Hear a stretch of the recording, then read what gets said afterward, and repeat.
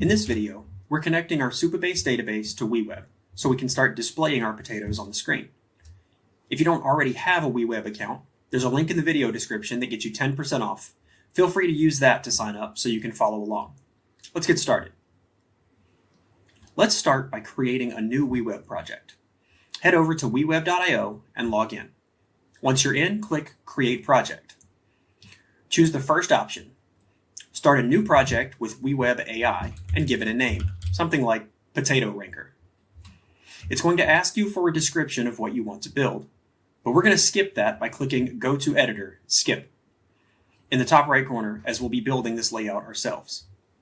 You'll be dropped into the WeWeb editor, which is where all the front-end magic happens. We're going to start by connecting it to our backend, Supabase.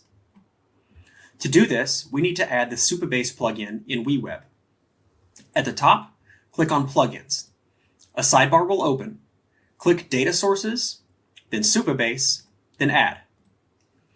Click on Connect Supabase. This will make sure you're logged into your Supabase account and then prompt you to authorize WeWeb.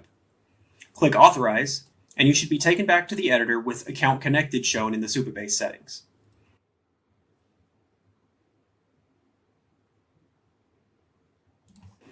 Under Project URL, we'll click the drop-down and select your project, then press Continue. We won't need real-time updates in this project, so just press Continue again.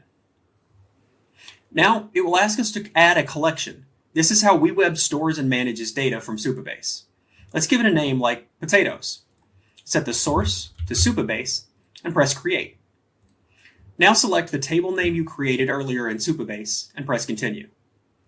The default query configuration is fine for this project, so you can just press Continue again. On the right, you should now see your Supabase data. If not, you can try clicking the Fetch button. And if you still don't see anything, go back and double check that your authentication policy in Supabase is enabled so WeWeb has access to that data. Once your data shows up, congratulations, you've successfully connected Supabase to WeWeb. Your front end is now talking to your back end, and your potatoes are ready to load. That's it for this video. Supabase is now fully connected to WeWeb, and your front end can pull live data directly from your database.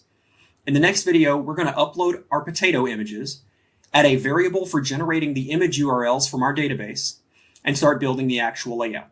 We're getting close to seeing some glorious spuds on the screen.